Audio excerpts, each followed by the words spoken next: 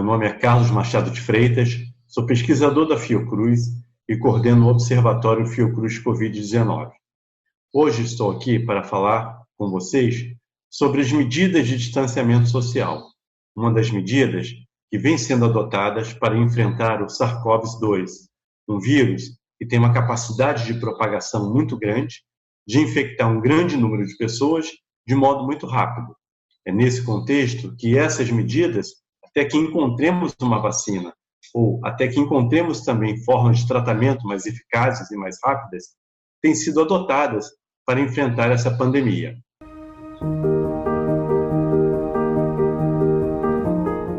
As medidas de distanciamento social começaram na China, para essa pandemia, depois se espalhando para diversos outros países, como a Coreia do Sul, chegando na Europa, e no início desse ano também no Brasil e vários outros países da América Latina e mesmo cidades da América do Norte, como os Estados Unidos também. Essas medidas constituem basicamente na restrição da mobilidade e circulação de pessoas. Elas partem do princípio que quanto mais eu restringo o contato, a exposição das pessoas não infectadas com as pessoas infectadas, eu consigo melhor controlar a propagação dessa doença. E devemos considerar que, dentre as pessoas infectadas, entre 30% a 80%, a depender da realidade, são assintomáticas, ou seja, estão circulando, de modo geral, sem nenhum sintoma ou sem ter ideia que estão com o vírus, espalhando a doença para outras pessoas, no metrô, nos mercados, nas lojas, nas ruas, ou mesmo até no convívio familiar e entre os amigos.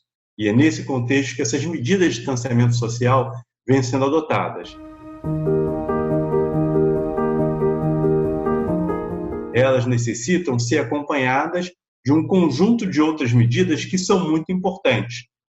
Uma dessas medidas constitui a vigilância em saúde, ou seja, é fundamental que eu seja capaz de testar as pessoas, de ampliar esses testes ao máximo, de identificar as pessoas que estão infectadas, de identificar as pessoas que estiveram expostas a essas pessoas infectadas. Então, eu trabalho com o isolamento dessas pessoas infectadas e com os cuidados à saúde desde o início, para evitar que elas tenham que internar e, caso tenham que internar, recebam imediatamente tratamento, evitando que seu caso evolua rapidamente para as formas mais graves sem o tratamento adequado. Eu necessito também colocar em quarentena aquelas pessoas que estiveram expostas ou que contactaram essa pessoa infectada, de modo a evitar que, de forma silenciosa e sem saber, também propaguem a doença. Então, a vigilância em saúde é um elemento e uma arma fundamental. Um segundo aspecto, o qual o Brasil demorou muito, é a necessidade de estruturar o sistema de saúde. Estruturar o sistema de saúde desde a atenção básica até as UTIs, de forma a poder identificar e cuidar desses casos o mais precocemente possível, evitando que evoluam para as formas mais graves. No início, a informação que todos tínhamos era de ficar em casa e de só procurar os serviços de saúde quando se manifestasse de forma mais grave, a doença ou os sintomas. O que nós temos hoje com o protocolo é, no momento que você tem os sintomas, procurar o mais cedo possível para receber o tratamento e evitar até que você chegue nas formas mais graves, necessitando, por exemplo, de UTI ou de ventilação mecânica. Esse é um segundo aspecto muito importante dessas medidas. E um terceiro é uma engenharia social, que exige que as pessoas, para evitar esse contato com as outras pessoas, evitar que elas circulem por aí, exige que você tenha campanhas educativas, exige que você tenha mensagens que sejam coerentes, que sejam únicos, de prefeitos, governadores, presidentes, profissionais de saúde, associação de moradores, ou tantos outros atores.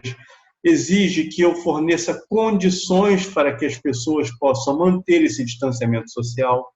Por isso, por exemplo, a ajuda social, principalmente através de medidas emergenciais, como R$ 600, para as pessoas mais pobres é fundamental, porque as pessoas precisam comer, as pessoas precisam alimentar sua família, seus filhos. Então, a única forma de mantê-las em casa é fornecer um auxílio emergencial. Necessitam que eu crie um sistema de transporte que possa transportar essas pessoas de forma segura, sem possibilitar que eu tenha uma lotação, por exemplo, muito grande desses transportes públicos. Então, exige que eu tenha uma gerência desse transporte público, de modo a evitar que ele possa encher demais, de modo a garantir que somente os trabalhadores dos serviços essenciais estejam circulando nos mesmos, de modo a garantir que esses trabalhadores circulem, mas com máscaras também. Então, os transportes coletivos não podem estar lotados. Ou seja, as medidas de distanciamento social, elas exigem um conjunto de medidas sociais, culturais e dos próprios serviços de saúde que tem que convergir para que eu garanta que as pessoas evitem a exposição e a circulação nas ruas. Qual é o debate hoje que nós temos sobre essas medidas de distanciamento social? Se é o momento de adotá-las de forma mais rigorosa ou é o momento de afrouxar as medidas de distanciamento social. Então, vamos lá. 3 critérios básicos norteiam a adoção dessas medidas de distanciamento social. O primeiro critério é: o número de casos está caindo, o número de casos vem caindo de forma sustentada durante as 2 últimas semanas. Isso significa que eu tenho a pandemia sob controle e que, ao invés da subida da curva, ela deve ter estabilizado e agora começa a cair. Como é que eu faço isso? Uma das medidas é o distanciamento social, mas não só o distanciamento social, também a vigilância, que foi o sucesso, por exemplo, da China e da Coreia do Sul. Não basta dizer que as pessoas devem ficar em casa, ou não ir aos mercados, ou não ir trabalhar, sem que eu adote conjuntamente medidas que garantem a identificação dos casos das pessoas infectadas, a quarentena para as pessoas que estiverem suspeitas e outras medidas necessárias de saúde. Vou dar 2 exemplos para vocês que são bastante simples. A Suécia e a Noruega, um país do lado do outro. A Noruega adotou medidas de distanciamento social mais rigorosas, através de decreto, exigindo que as pessoas ficassem em casa e que só fossem trabalhar somente aqueles envolvidos em serviços essenciais. A Suécia, um país do lado, indicou que as pessoas deveriam ficar em casa, mas não tornando isso obrigatório. Aulas continuaram em algumas escolas e universidades, alguns serviços continuaram a funcionar, outros não. Não eram medidas obrigatórias para todos, mas somente para aqueles que quisessem adotá-las. O resultado foi que, na Suécia, a taxa de mortalidade por 1 milhão de habitantes foi 10 vezes maior que a Noruega, um país que tem condições de vida mais ou menos similares. Essa é um pouco a situação que nós vivemos hoje no Brasil.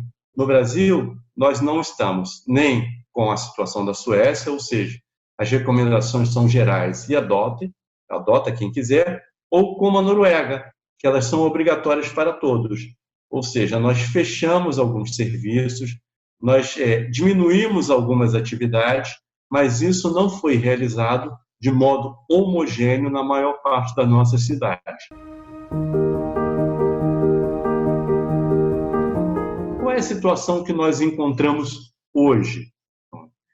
Concretamente, nós não estamos vivenciando, na maior parte dos estados e municípios brasileiros, uma queda sustentada do número de casos.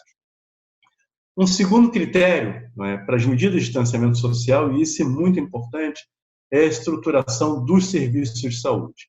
E nós estamos enfrentando ainda a dificuldade de conseguir, desde EPIs para os profissionais de saúde, em alguns estados e municípios, leitos de UTI, ventilação mecânica, ou seja, o conjunto de equipamentos necessários para enfrentar essa pandemia.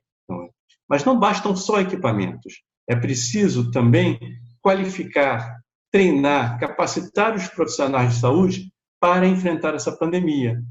Até porque eles podem também se tornar expostos, se tornar vulneráveis a essa situação, se não recebem, além de EPI, o treinamento adequado.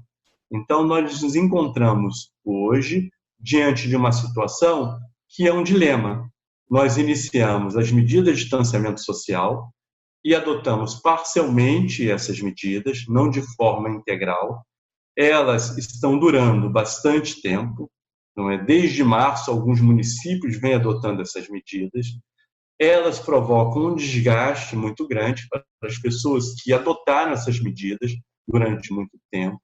Há estudos indicando, não é, que para o caso de ebola ou mesmo outras pandemias, se você estende essas medidas, você tem outras consequências sobre a saúde mental das pessoas que passam tanto tempo em distanciamento social, longe dos seus familiares, dos seus filhos, dos seus netos, dos seus amigos, um aumento da violência doméstica que nós temos vivenciado.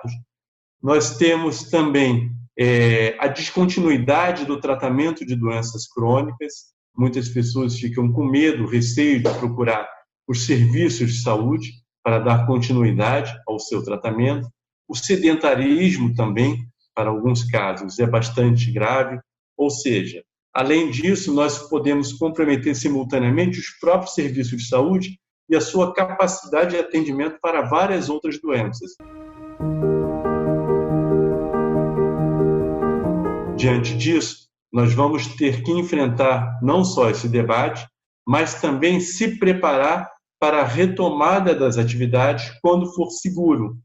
E quando for seguro, a retomada dessas atividades vai exigir um conjunto de outras medidas que garantam a distância de uma pessoa para outra, de 1 metro a 2 metros, pelo menos, utilizando máscaras, 1 metro a 2 metros, porque isso depende de cada país. A distância mais segura é 2 metros entre uma pessoa e outra, utilizando máscaras, com medidas de higienização pessoal, não é, para lavagem das mãos, álcool 70, assim como higienização dos ambientes. São medidas que mudam muito a nossa rotina, mesmo no processo de retomada, mas que vão exigir muito nós readequarmos a nossa vida, nós readequarmos os serviços, o ensino, as atividades produtivas, o transporte público coletivo para enfrentar essa nova realidade.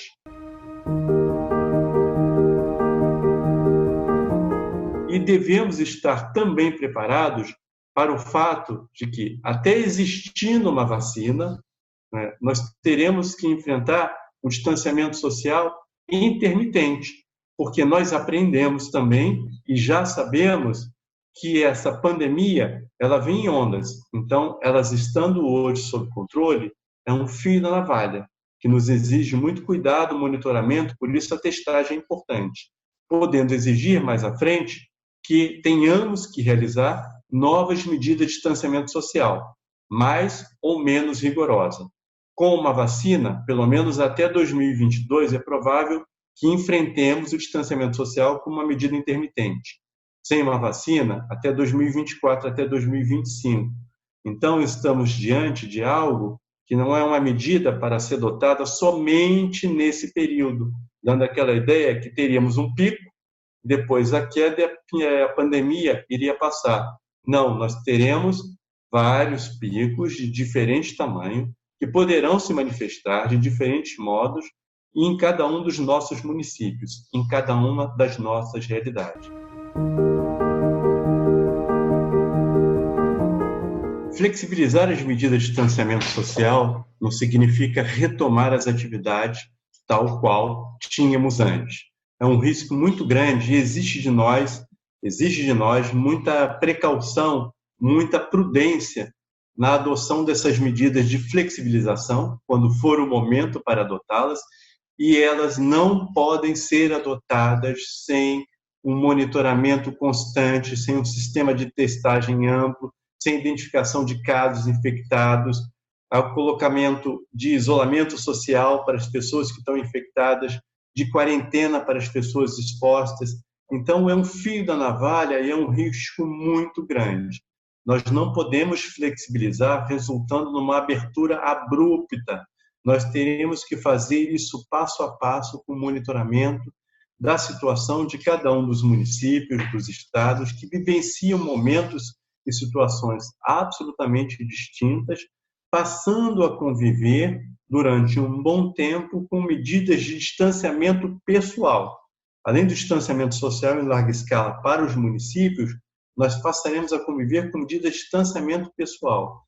Então, não é o momento ainda de flexibilizar, e quando começarmos a fazer isso terá que ser lento, gradual, com monitoramento constante, um passo a passo, e exigindo todo o cuidado na flexibilização dessas medidas, com máscaras, higiene pessoal, higienização dos ambientes e o distanciamento entre as pessoas com 1 metro a 2 metros, utilizando máscaras, e isso se aplica para os diferentes ambientes, escolas, bares, restaurantes, lojas, mercados. É um desafio certamente para todos nós, mas teremos que fazer isso conjuntamente.